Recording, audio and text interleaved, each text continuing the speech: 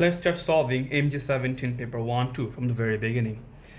So this is from Cambridge question, and most of these questions are quite similar. You'll find these questions to be repeat questions from previous years like May, June 14. So let's carry on. What is a disadvantage of computerized bookkeeping system? So which one of the following is a disadvantage? So let's mark disadvantage and look for our disadvantages.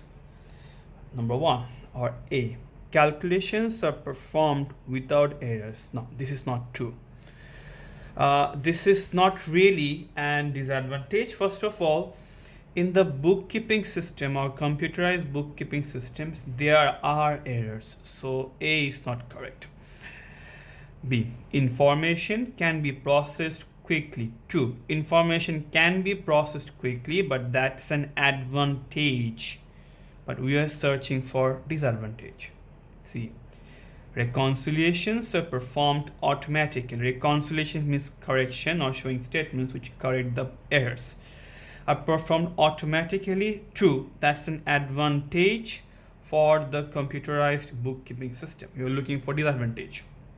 There is an initial cost of training staff. Absolutely, this is a disadvantage of computerized bookkeeping system. So answer will be D, because in order to develop a computerized bookkeeping system for any particular business, you need to have proper equipment, you need to have proper software, and you need to train staff, which includes a lot of initial cost of setting them up, and that initial cost is a disadvantage for computerized bookkeeping system. Then go to question number 2. What is the total of the assets? For this question, simply add all the assets. What assets do we have here? Equipment is an asset, so 10,000. Inventory is an asset, 4,000. Trade receivable, that's also an asset, 2,500. Trade payable, that's a liability, we won't count that. Insurance prepaid, any prepaid expense is an asset. Rent owing, any owing expense is a liability. Bank overdraft is a liability. So we got our assets, add them up, 10, 14, $16,600. So your total asset will be $16,600. Then come to question number 3. James bought a motor vehicle costing $10,000 from GF Motors. He paid $2,000 by check. The balance was to be paid over the next 2 years. All right, so let's look at the question again. James bought a motor vehicle. Now, motor vehicle is not a good. Motor vehicle is a non-current asset. And whenever we purchase non-current asset or motor vehicle, we record them in a separate account called motor vehicle account. And we bought this motor vehicle from GF Motors. So for this transaction, GF Motors is involved. He paid $2,000 by check. So payment took place through check. So a bank account is also involved here. The balance was to be paid over the next 2 years. So if I buy a motor vehicle for $10,000, so my motor vehicle account will be debited $10,000, obviously. And in order to purchase this motor vehicle, I paid $2,000 by check. So because I'm paying by check, I'm paying through bank, so your bank will be credited $2,000. So look at this way. I bought a motor vehicle for $10,000, of which $2,000 is already paid. So the amount remaining is $8,000. This is the amount I'm yet to pay to GF Motors, the company from whom I bought the motor vehicle. So whenever I bought a motor vehicle, my motor vehicle account got debited because motor vehicle is an asset. When asset increases, that particular account, it's debited. So motor vehicle account will be debited. I paid through a bank, that's why bank account will be credited, and the remaining 8,000 is a liability. I'm yet to pay this one. And from whom I got this motor vehicle? GF Motors. So GF Motors will be credited, and in so this is the whole transaction. In order to purchase this motor vehicle, our bank account got credited, motor vehicle account got debited, GF Motors got credited. We won't write bank purchases here because motor vehicle is not a goods. It's not something we are buying for resale. So how was this recorded in James' book? Accounts to be debited. You can see the only account debited is the motor vehicle account, and the amount is $10,000. So accounts to be debited, motor vehicle debit 8,000. This is wrong. Bank debit 2,000, but bank should be credited. This is wrong. GF Motors debited, but GF Motors should be credited. This is wrong. Motor vehicle debited 10,000. This one matches with our rough work. Bank account credited, GF Motors credited. This one's also correct. So your answer will be D.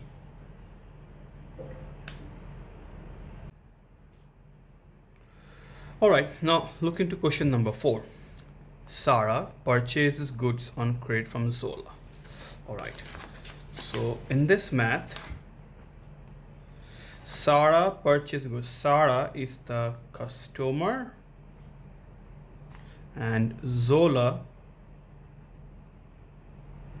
is the supplier.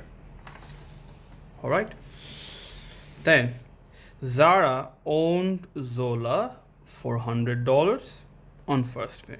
She paid this on first May. By she it means Sarah.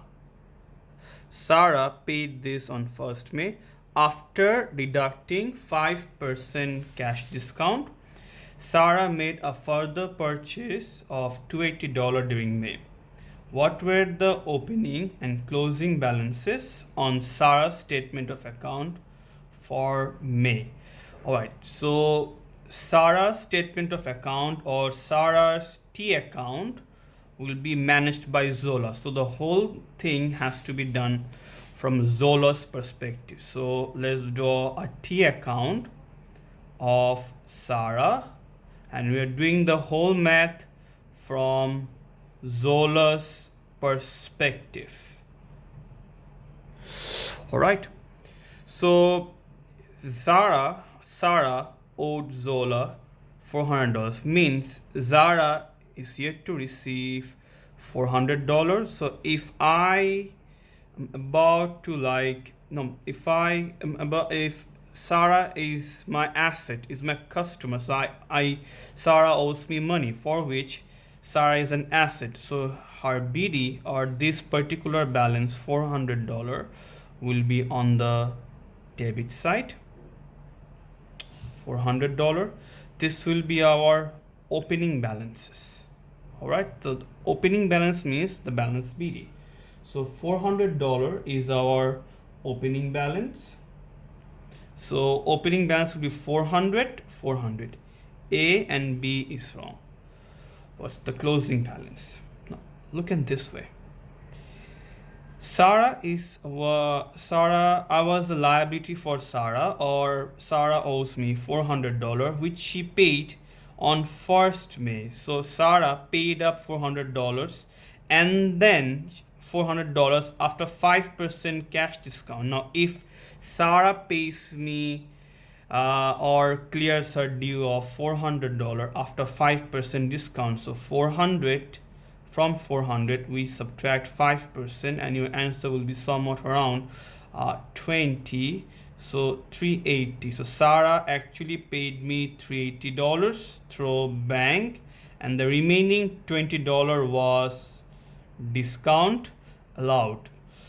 And then Sarah bought $280 from me again. Now if Sarah purchases $280 goods from me, if I sell Sarah $280 goods, So Sarah's account will be debited 280. And I'll be writing here sales because from Zola's perspective, I sold goods. Now, if you balance of this account, your balance CD will be 280. This is your closing balance. So closing balance will be 280. C is the answer. Then look into number 5. A business provided the following information for April 2017. Invoices received for credit purchase. So this was their credit purchase.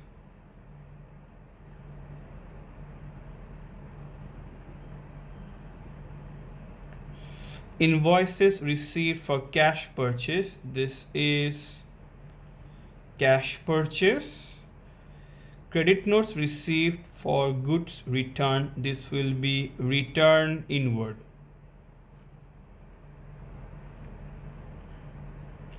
What was the total of the purchase journal for April?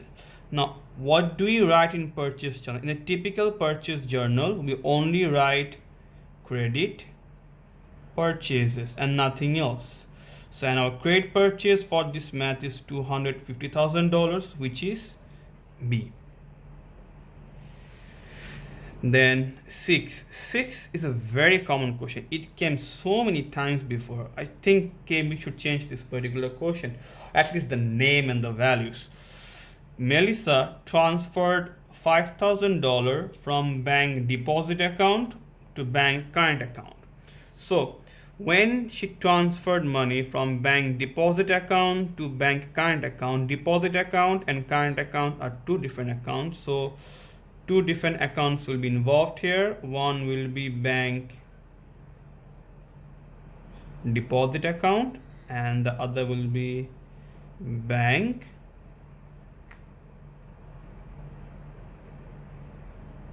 current account. Alright, so when she transferred $5,000 from bank deposit account to bank current account, bank deposit account will be credited because the money is leaving the deposit account, and bank current account will be debited. On the same day, she received a bank loan of $10,000. Now, if I receive a bank loan, I'm gonna have to open up another account called bank loan account. She received a bank loan $10,000, which she paid into the bank current account. So she took a bank loan, so her liability is increasing. So bank loan account will be credited and it's going to the bank current account. So bank current account will be debited. So how will Melissa record this transaction? So they're asking whether bank loan account will be debited or credited. As we can see, bank loan account will be credited. So this is the right answer. A and B is wrong. We won't look into A and B anymore. Bank deposit account is also credited. So credited. C is also wrong. Let's check D for confirmation. Bank current account will be debited. Where do we have all the right answers? It's in D. So your answer will be D. Then let's go to question number 7. In question number 7, you can see Sukesh account in the book of Jack. So this math will be in Jack's perspective. And what is Sukesh here? Is he a supplier or a customer? Look at the details. There was an opening balance, then there was sales. So we sold goods, or Jack sold goods to Sukesh. So Sukesh is a customer for us, and we are doing from Jack's perspective. Which statement about the transaction on 8 May occurred? So what happened in 8 May? On 8 May, Sukesh account is credited. When Sukesh account is credited, means bank account is debited, means Jack. It basically means Jack received money. or Sukesh paid money. And Sukesh is a customer. So from a Jack's perspective, that's a discount allowed. So on 8 May, Jack allowed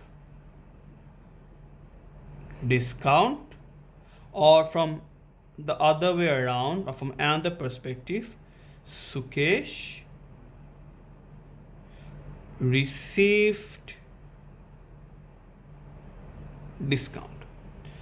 So this is what the summary of 8 May, where Jack received money, Jack allowed discount, or Sukesh received discount. Now, which statement is correct? Jack made a payment to Sukesh. As you can see, Jack received money, or Jack received money to Sukesh. Jack didn't make any payment. So 1 is incorrect. 2. Jack received a payment to Sukesh. Jack received money means Jack received money from Sukesh. 2 is correct. Sukesh allowed a discount. Jack allowed a discount, not Sukesh. 3 is wrong. Sukesh received a discount. Sukesh received discount. This one matches.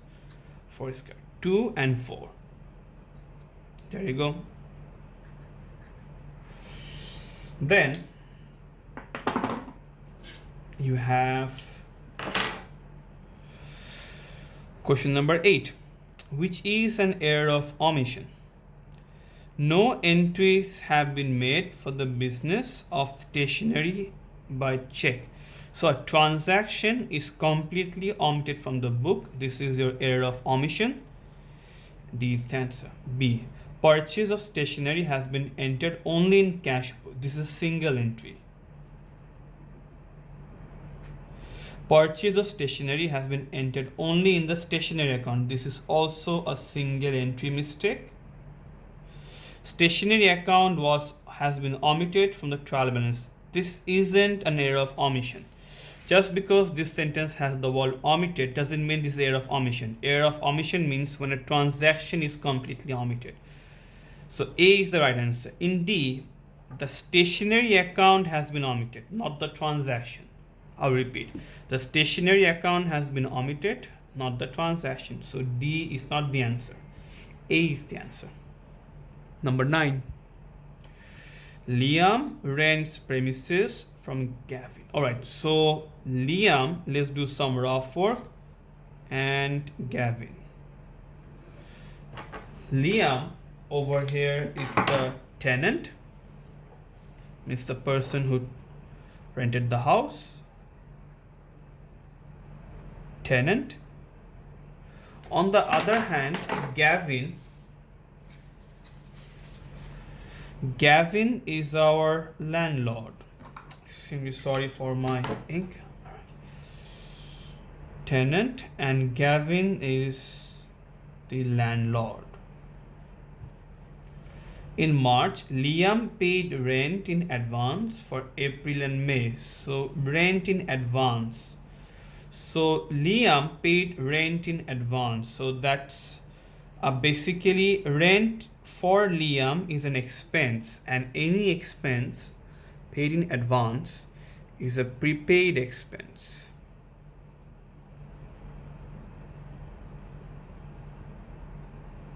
So when Liam paid rent in advance, that's a prepaid expense for Liam, but a prepaid income for the landlord, which is Gavin. How would the balance on 1st April appear in their ledgers? Now, prepaid expense is an asset, and balance BD of any asset is on the debit side.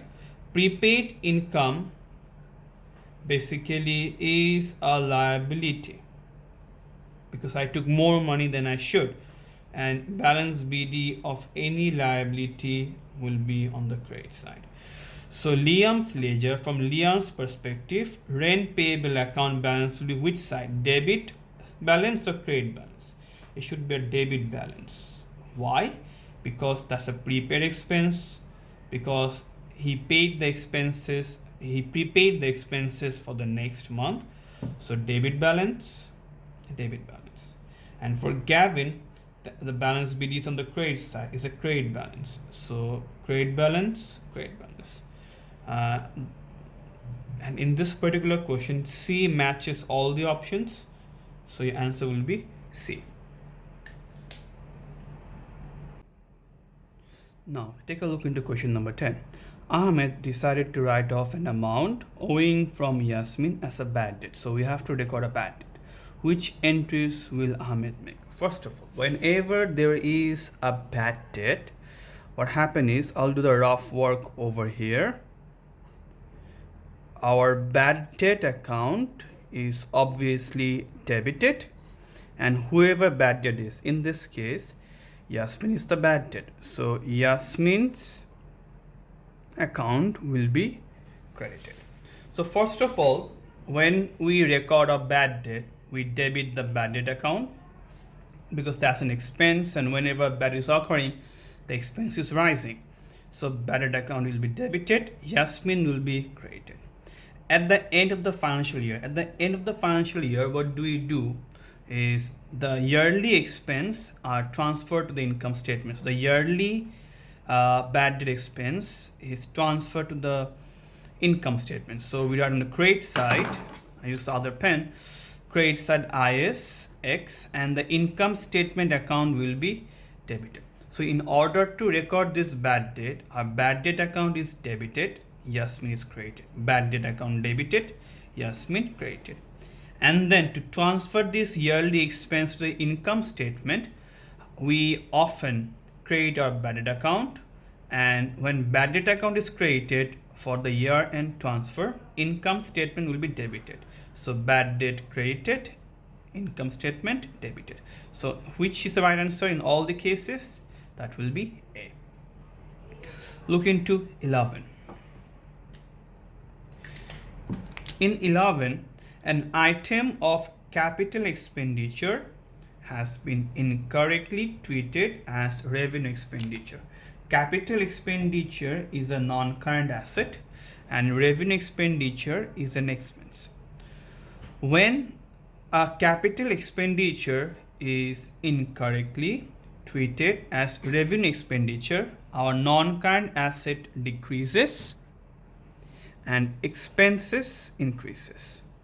So what happens is when non-current asset decreases, asset will decrease or understated. So assets will be understated, and when a non-current asset is treated as an expense, expense increases, for which net profit decreases. So profit for the year will also be understated.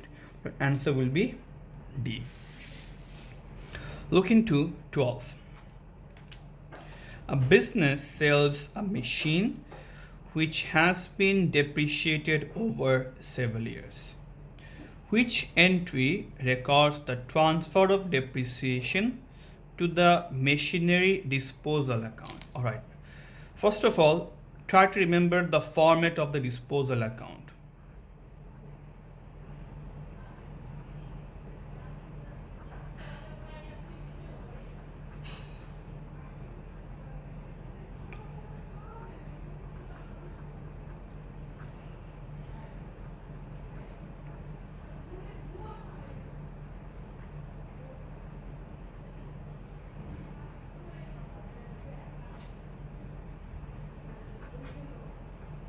So this is a typical format of a disposal account where we write down the cost of the asset we are selling, and in the disposal account we credit the total depreciation of the selling asset. So the disposal account is credited for transfer of total depreciation of the selling asset. So if disposal account is credited, the accounts to be credited will be the disposal account. If disposal account is credited, then depreciation account will be the other way around. Depreciation account will be debited. So accounts to be debited will be the depreciation account, which is D. D is the answer. Then go to question number 13. In 13, the following account prepared in a trader's ledger is a depreciation account. there were no sale or purchase of machinery during the 2-year period. What does the 5,100 on 1st January 2017 represent? 1st January 2017, $5,000. What does this represent? This is the total depreciation of the asset that exists in the business. So the another name for total depreciation is the accumulated depreciation. So this value is basically accumulated depreciation, not net book value, not net book value. Then using which method? Reducing balance method or straight line method? Well, in a straight line method, the yearly depreciation, the value of IS will be same. In the reducing balance method, the value of IS changes. Now look into this particular T account, you will find that the value of yearly depreciation, that is the income statement, is $3,000 for the year 15, $2,100 for the year 16. So it's different in different years, means they didn't use the reducing balance, they didn't use the straight line method, they used reducing balance method. So your answer will be reducing balance method. So your answer will be A. So it's a total depreciation and the assets are depreciated using reducing balance method.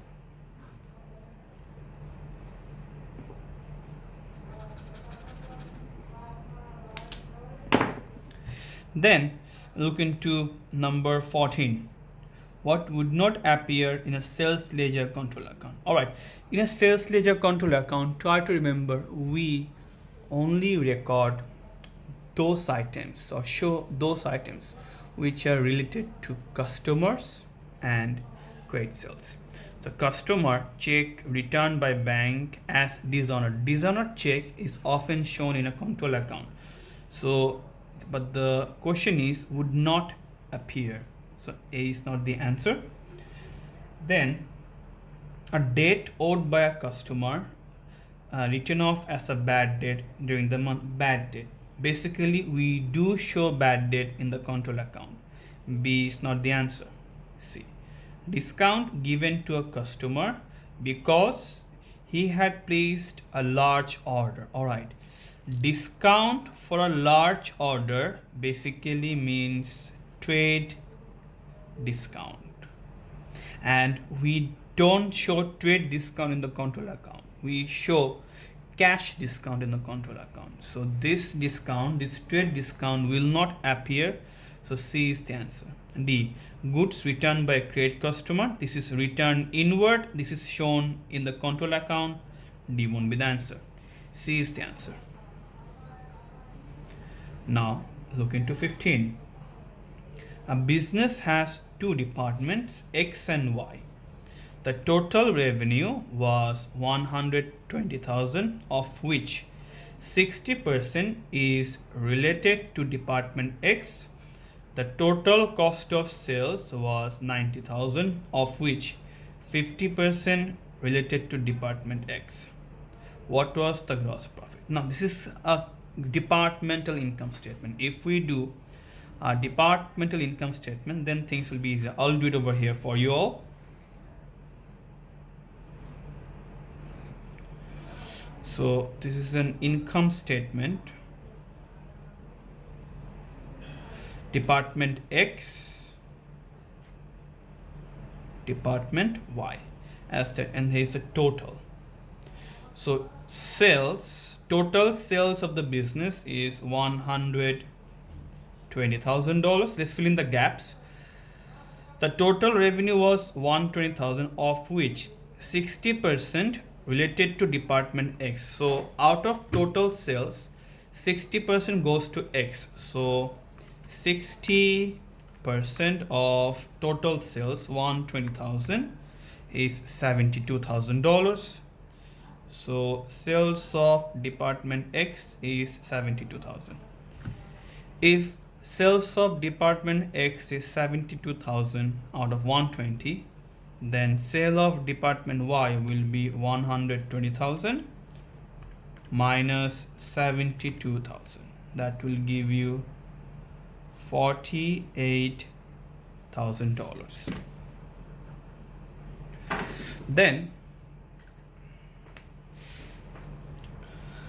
the total cost of sales, which you often subtract, was $90,000, of which 50% related to Department X. So 50% of total cost of sales, which is 50% of 90,000, is $45,000. So cost of sales of Department X is 45,000. Cost of sales of Department Y is 45,000. What was the gross profit of Department Y? So gross profit of Department Y will be 48 minus 45, $3,000. Here it is. How should inventory be valued? Inventory is always valued at the lowest of cost, NRV, and market value. So at cost, at lower of cost and NRV, this is the answer, B. Lower of cost and NRV. Now, let's go to question number 17.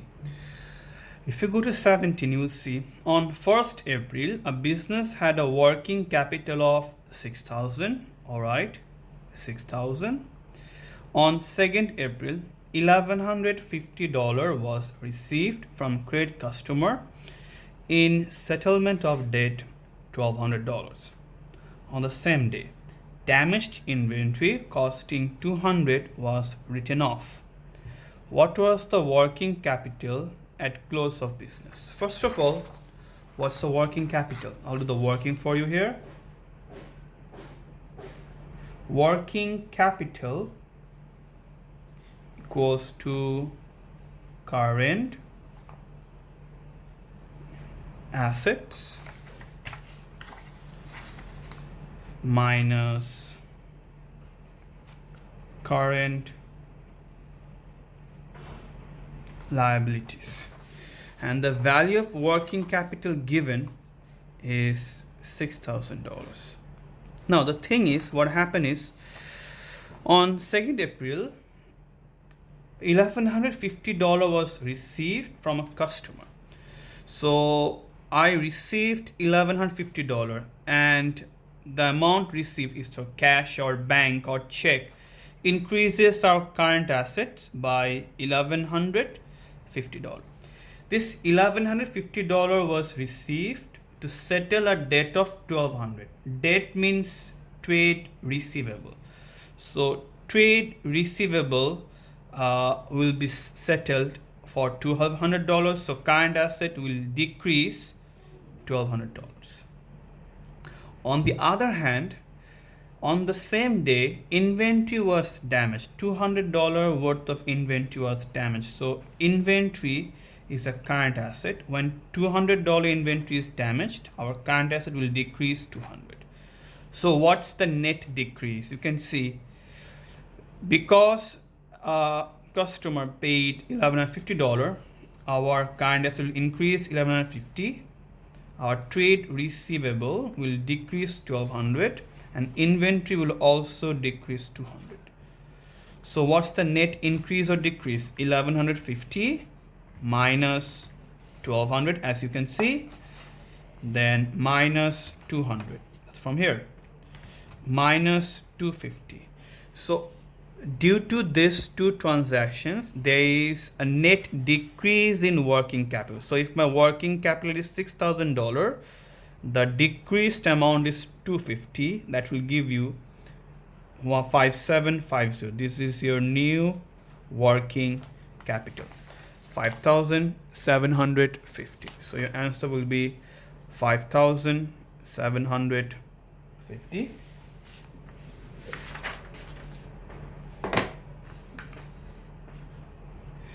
Then Seema is a business consultant.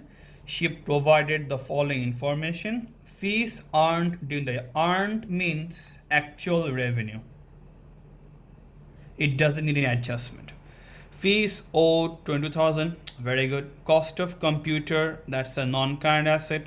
Loan interest paid, that's an expense. Other business expense. What is CMA's profit? First of all, consultant is a service business. It doesn't have any cost of sales. So fees earned 244,000. That's your revenue. From the revenue, we'll subtract all of our expenses. So what are expenses? Loan interest paid, $4,000. Business expenses, $142,000. If you do the math, 244,000 minus 4,000 minus 142,000, $98,000. So your answer will be 18C. At the end of Carl's, now go to 19. At the end of Carl's financial year, he made an adjustment for $40 rent owed by his tenant. All right, tenant. So he's supposed to receive the money from the tenant. This is an accrued income. All right. So accrued income, when adjusted, what happens? Accrued income increases profit first, and any accrued income is a current asset. So this $40 accrued income will increase profit, and it's a current asset. So this will increase current assets. So which one corrects it all? C. 20. Gurmeet agreed to admit Balbir as a partner. First of all, I won't be answering this question because this particular question 20 is no longer in the new syllabus. All right, I mean, I'm making this video in 2020, and as for the new syllabus from 2020, goodwill is not a part of it, so I won't be doing number 20. Let's go to question number 21. In 21, you can see which item may appear on the debit side of partner's current account. All right, so which will appear in partner's debit side? Anything which a partner yet to receive from the business is written on the credit side, and anything which the partner already taken by the partner is written on the debit side, and anything yet to receive is on the credit side of a current account. So interest on capital is something a partner receives from the business, so it's on the credit side, but we want something for debit side. A is not the answer. Interest on drawing is something which the partner gives to the business. It doesn't take from the business, so B is the answer. Salary is something which a partner taken, so yet to be received. C is not the answer. Share of profit is something we write on the credit side as per the format, and also is a liability. That won't be the answer. B will be the answer. 22. The financial year of a club ends on 30th April. During the year, the club received an interest-free loan from a member. In which of the club's financial statement will this appear? First of all, they received a loan. Loan is a non-current liability, and this loan is also shown in receipts and payment account. Why? Because when we receive money in a club, it's shown in the recent payment account. In which of club's financial statement will this appear? Number 1, income expenditure account. Nah, it will not come to income expenditure account because loan is neither income nor an expense. Receipts and payment, yes. Income expenditure, no. See, receipts and payment, yes. Financial position, yes. Financial position only, no. It will appear both in financial position because it's a non-current liability, and receipt and payment account because the money is coming to the cash. C is the answer. Then 23. A sports club provided the following information. Which amount would appear as subscription in the income expenditure account? Alright, we all know for maths like this, we have to do a subscription account and try to remember the format of the subscription account. This was opening, accrued, opening, prepaid.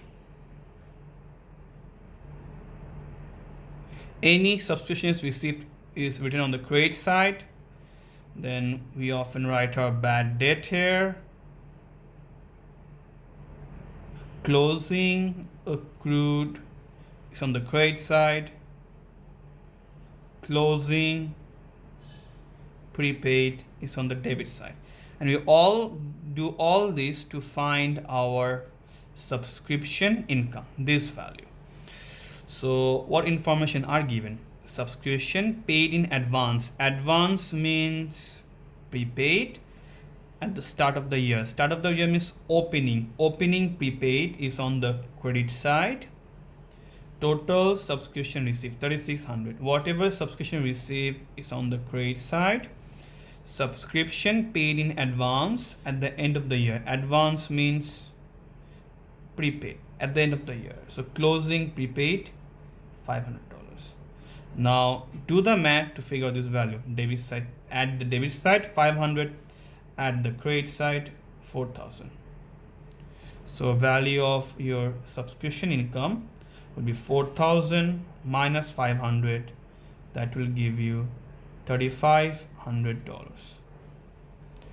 $3,500. Nuala provided the following information. What was the profit for the year? Alright, drawings given. Net asset means capital. This net asset means capital. Net capital at 1st January is our opening capital. Capital at 31st December is our closing capital. So how can we figure out profit from the given information? Remember, in financed by section of the financial position, we do opening capital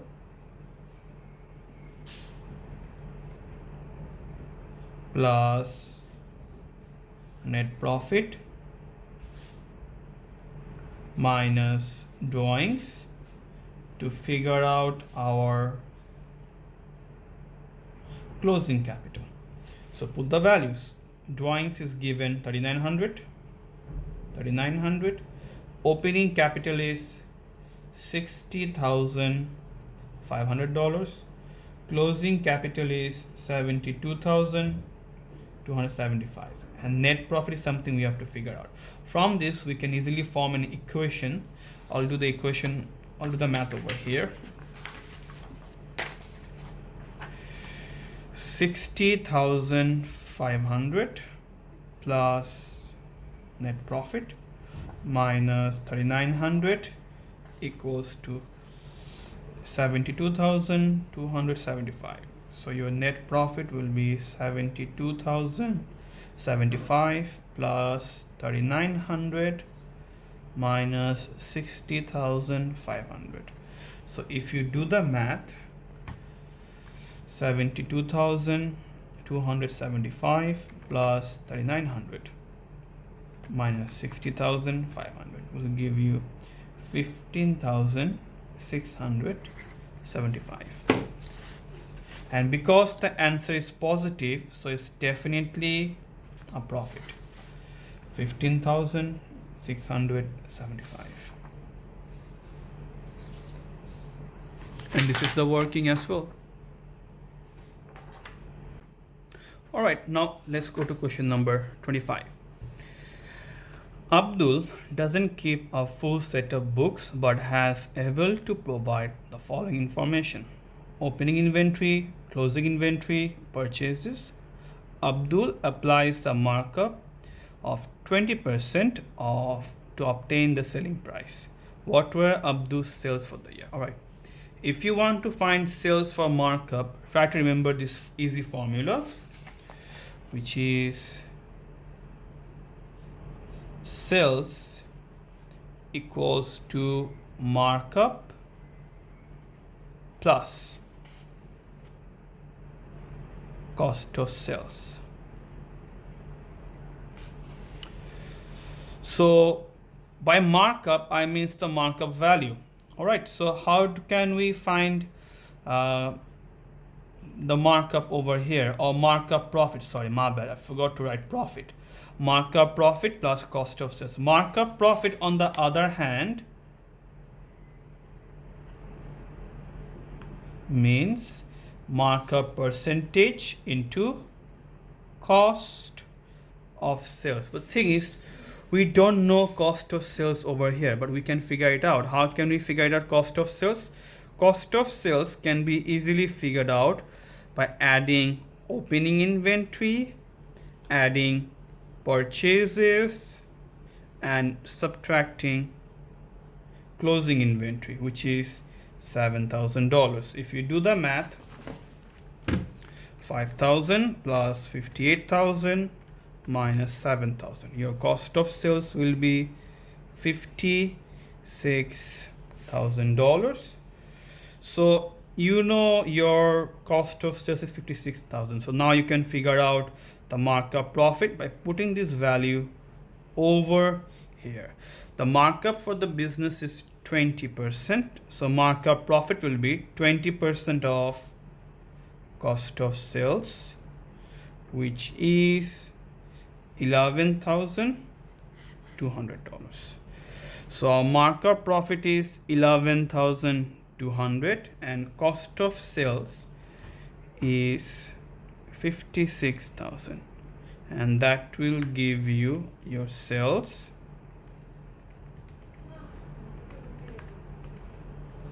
$67,200. A is the answer. 26. Which costs are included in prime cost? Direct material, obviously, circle them. Direct labor, obviously, all direct cost goes to prime cost, but this one isn't, so D won't be the answer. Factory overheads, no, this is correct. Work in progress, no, this is correct. So the option where all of them are circled is C. 27. I won't be explaining 27 because I'm doing this in 2020, and according to the new syllabus of 2020, employee on payroll is out of syllabus. I'll be talking about this one. Now go to number 28. In 28, they asked for what was the profit for the year as a percentage of opening capital employed. So the formula for finding profit for the year has percentage of opening capital employed. It's going to be very simple. Net profit. They said profit for the year divided by opening capital employed. All right. So we need capital employed into 100. So what was this? So your net profit, I'll do the math over here. Net profit is given 6,000, and capital employed. Capital employed means capital plus loan. So 6,000 divided by capital. Capital is given 42,000 plus loan. Loan is given 12,000 into 100.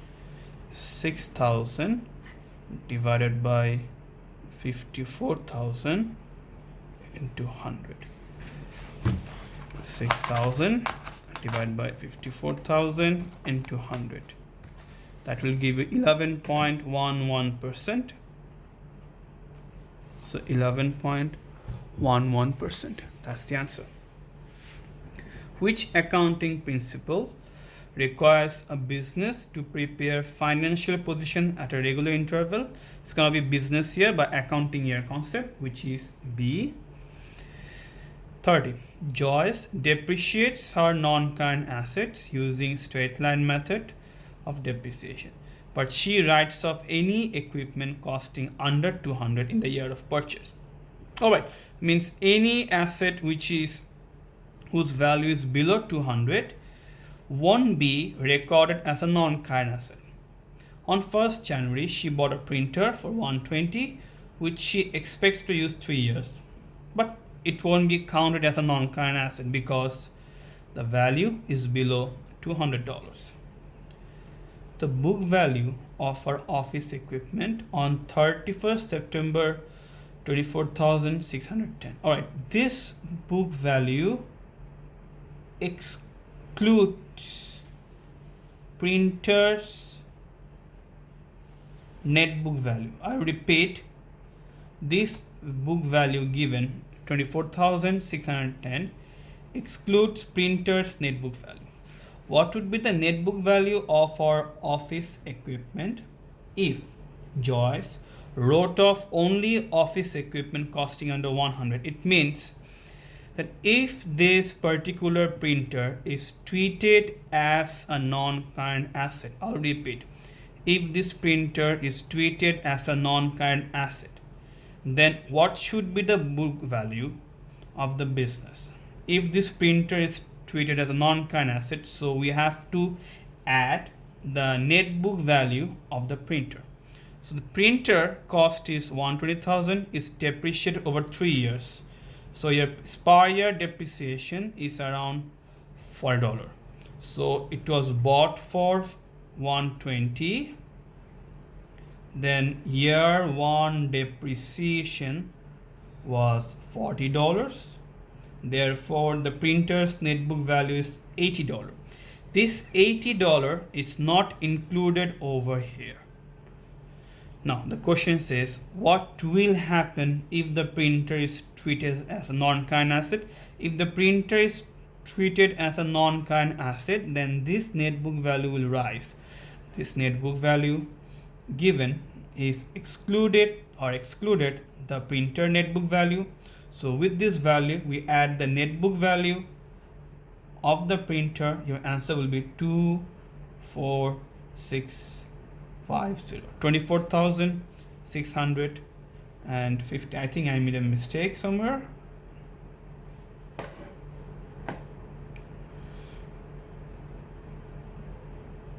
Oh, sorry, this is going to be 80. My bad. 24,610 plus 80 will give you 24,690 because the book value is $90.